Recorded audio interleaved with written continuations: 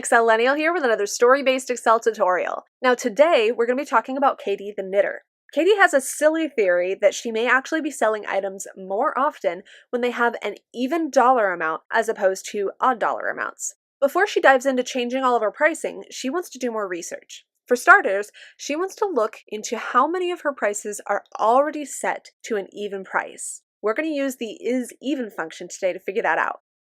Alright, now you can see that Katie has a spreadsheet of her product ID numbers, the pricing that's associated with them, and then this column that we're going to be working in is the price even. You can also see over here, this is the function that we're going to be using, just already typed out so you can see what I'm working on. Now I'm going to select cell C2, type in equal ISEVEN, and then since we're working in row number 2, I'm going to only focus on cell B2. I'll show you how we can update that in just a second to the rest of the rows. I'm going to add the last parenthesis and type enter.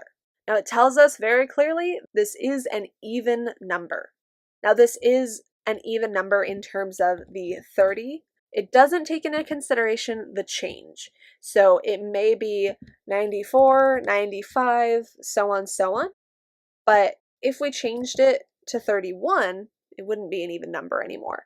It's focused on the actual dollar amount. So we do have to keep that in mind when looking at pricing and using the ISEVEN function. It does not take into consideration the cents. It's only the dollar amount that it's focusing on. So it is true for cell B2.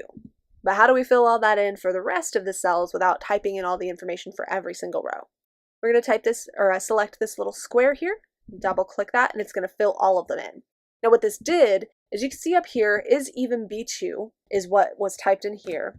But now in cell C3, it updated to cell B3. And as you go down, you can see that all of these are updated according to the row that is associated.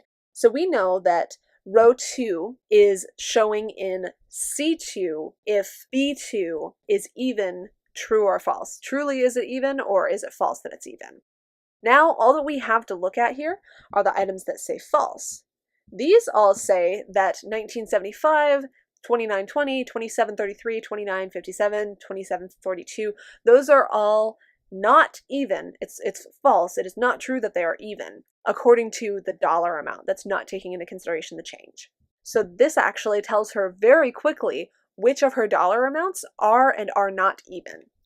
This was a super fast way for Katie to find out exactly which of her prices, according to the dollar amount, are even and aren't even. Now she can use that information to go forward and see how much she's going to change her pricing up based on the information that the ISEVEN function showed her.